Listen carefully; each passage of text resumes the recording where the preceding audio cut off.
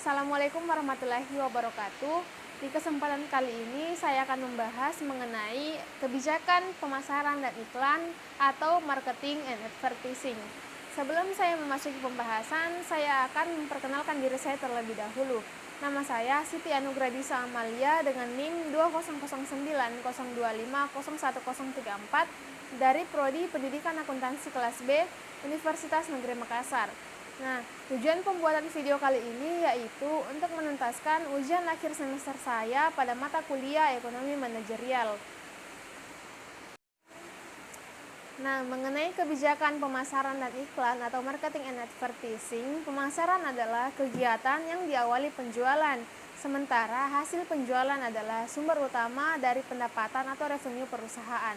Dengan demikian, maka pemasaran ini sangat memegang peran penting dalam menjaga eksistensi dan kesinambungan suatu usaha karena sukses dan gagalnya pemasaran akan menentukan sukses atau gagalnya usaha yang bersangkutan. Pemasaran meliputi berbagai aspek yang diantara lain produk itu sendiri atau produk quality, harga atau pricing, dan saluran distribusi atau sering disebut dengan placement, iklan atau advertising and promotion, yang semuanya itu harus seimbang dan tepat. Melalui kegiatan pemasaran yang tepat, diharapkan penjualan akan meningkat, pangsa pasar akan bertambah, sehingga laba yang menjadi tujuan perusahaan diharapkan juga meningkat. Nah, pada kebijakan pemasaran ada 3 hal penting yang harus dipahami. Yang pertama yaitu harga jual atau price, yang kedua yaitu distribusi atau penyebaran yang disebut dengan placement, dan yang ketiga yaitu promosi produk atau promotion.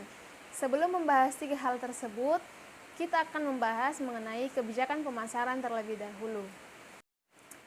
Kebijakan pemasaran. Kebijakan pemasaran pada prinsipnya adalah bagaimana agar perusahaan mendapat laba melalui pemuasan atau satisfaction kebutuhan needs dan keinginan wants konsumen. Dengan demikian, maka sebenarnya kebijakan pemasaran tersebut sudah dimulai pada saat suatu usaha atau bisnis dirancang yang kemudian dilanjutkan selama bisnis tersebut berjalan. Kebijakan pemasaran ini akan berkembang sesuai dengan perkembangan bisnis dan lingkungannya, termasuk perkembangan budaya konsumen, perkembangan teknologi, tingkat persaingan, dan hal lainnya yang berkaitan dengan eksistensi dan kelanjutan usaha tersebut.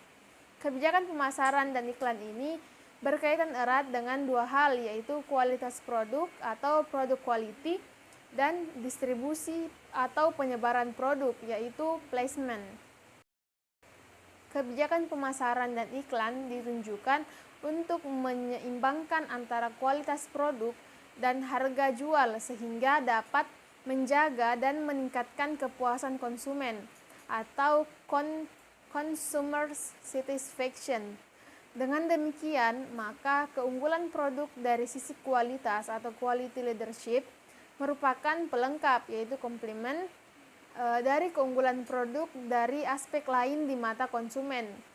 Untuk menciptakan hal di atas perlu diperhatikan 3 hal seperti yang saya sebutkan tadi, yaitu harga jual atau price.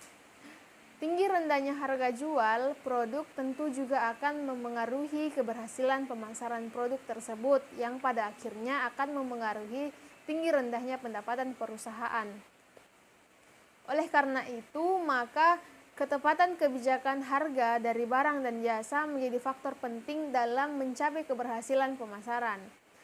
Hal yang perlu diperhatikan selanjutnya yaitu distribusi atau penyebaran produk yang disebut dengan placement. Penyebaran produk pada lokasi yang tepat dengan lokasi yang diinginkan konsumen akan memengaruhi keberhasilan pemasaran produk tersebut, yang pada akhirnya akan memengaruhi pencapaian tujuan perusahaan. Untuk kegiatan distribusi ini ada pilihan apakah dilakukan sendiri oleh perusahaan sehingga perlu dibangun unit organisasi yang khusus menangani kegiatan pemasaran, atau outsourcing. Dengan membentuk distributor, agen, dan seterusnya, bisa didistribusikan produk berjalan dengan baik, maka akan memperbaiki kecakupan atau coverage wilayah yang lebih luas sehingga kinerja atau performance produk dan perusahaan terlihat lebih baik. Nah, selanjutnya hal yang perlu diperhatikan yaitu promosi produk. Kegiatan promosi juga memengaruhi kegiatan pemasaran. Kegiatan promosi ini ada pilihan apakah akan dilakukan sendiri oleh perusahaan sehingga perlu dibangun unit organisasi yang khusus menangani kegiatan pemasaran, atau melalui orang lain atau outsourcing dengan mencari perusahaan lain yang mengerjakan kegiatan promosi bagi perusahaan. Setelah kita memahami kebijakan pemasaran, selanjutnya kita beralih ke kebijakan iklan. Nah, dalam kebijakan iklan, kita akan membahas mengenai definisi iklan, fungsi dan tujuan dari iklan, faktor yang mempengaruhi keberhasilan iklan, biaya iklan dan penjualan, serta biaya iklan yang optimum. Nah, baik, kita akan membahas mengenai kebijakan pada iklan. Kebijakan iklan atau advertising. Ada suatu jargon yang perlu diingat berkaitan dengan aktivitas pemasaran, yaitu marketing without advertising is like a build flirting somebody else in the dark. Bila diterjemahkan, dapat diartikan bahwa pemasaran tanpa iklan adalah ibarat orang buta mengerdip seseorang di saat gelap gulita. Nah, pembahasan yang pertama mengenai definisi iklan. Iklan atau advertising adalah bagian dari kegiatan pemasaran atau marketing yang berupaya menyampaikan pesan atau kesan melalui media dengan cara-cara tertentu untuk memengaruhi orang yang dituju, yaitu konsumen, agar tertarik dengan barang dan jasa yang diiklankan. Yang kedua yaitu fungsi dan tujuan dari iklan. Iklan bagi perusahaan berfungsi untuk yang pertama yaitu memperkenalkan barang dan jasa kepada potensial konsumen, yang kedua memengaruhi sikap atau persepsi konsumen, yang ketiga yaitu mempertahankan serta merawat persepsi konsumen yang sudah ada.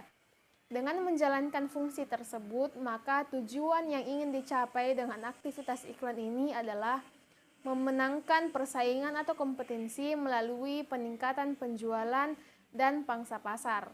Nah, yang ketiga yaitu faktor yang memengaruhi keberhasilan iklan. Agar iklan dapat berfungsi bagi perusahaan, maka perlu diperhatikan faktor-faktor berikut. Yang pertama yaitu pesan yang disampaikan. Yang kedua, bentuk dan cara penyampaian pesan. Yang ketiga, media yang digunakan. Serta yang keempat, ketepatan waktu atau timing penyampaian. Yang kelima yaitu model yang digunakan. Nah, itu dia tadi faktor-faktor yang perlu diperhatikan. Selanjutnya yaitu yang keempat, biaya iklan dan penjualan. Seperti disinggung di atas, kegiatan iklan ditunjukkan untuk meningkatkan penjualan. Selanjutnya, tentu biasanya kegiatan iklan membutuhkan biaya. Oleh karena itu, sesuai dengan hukum supply demand, bila fungsi permintaan berubah, berarti harga jual atau P berubah. Pendapatan atau income masyarakat berubah, tentu iklan juga harus disesuaikan sehingga biaya iklan atau advertising cost yang harus dikeluarkan juga berubah, sehingga target penjualan atau sales yang diinginkan dapat dicapai. Biaya iklan yang optimum untuk berbagai tingkat harga.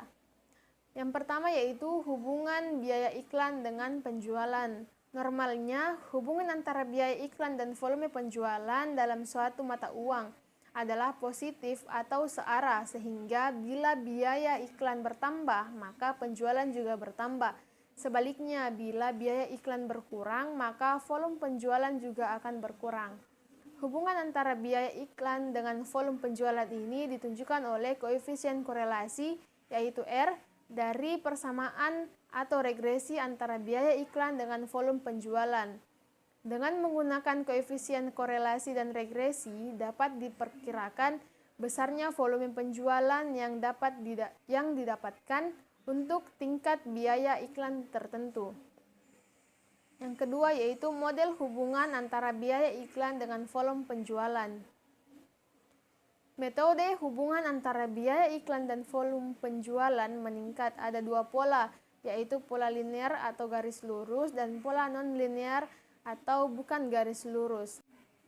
Pola yang pertama yaitu pola linear dengan pola Y sama dengan A ditambah BX. Pada pola linear, biaya penjualan yaitu Y terbentuk dari konstanta yaitu A ditambah dengan biaya iklan dengan spol tertentu yaitu BX. Jika konstanta diketahui dan nilai spol B diketahui, maka nilai penjualan atau Y dapat diketahui. Data untuk memperoleh biaya penjualan yang harus dikeluarkan dapat diperoleh dari series data tahun-tahun sebelumnya. Pola yang kedua adalah pola nonlinear, yaitu Y sama dengan A ditambah B1X ditambah B2X pangkat 2 dalam kurung kuadratik. Selanjutnya Y sama dengan A ditambah B1X ditambah B2X pangkat 2 ditambah B3X pangkat 3, yaitu dalam kurung kubik, yang dimana X sama dengan biaya iklan, Y sama dengan penjualan, A sama dengan konstanta, dan B sama dengan tangen atau spol.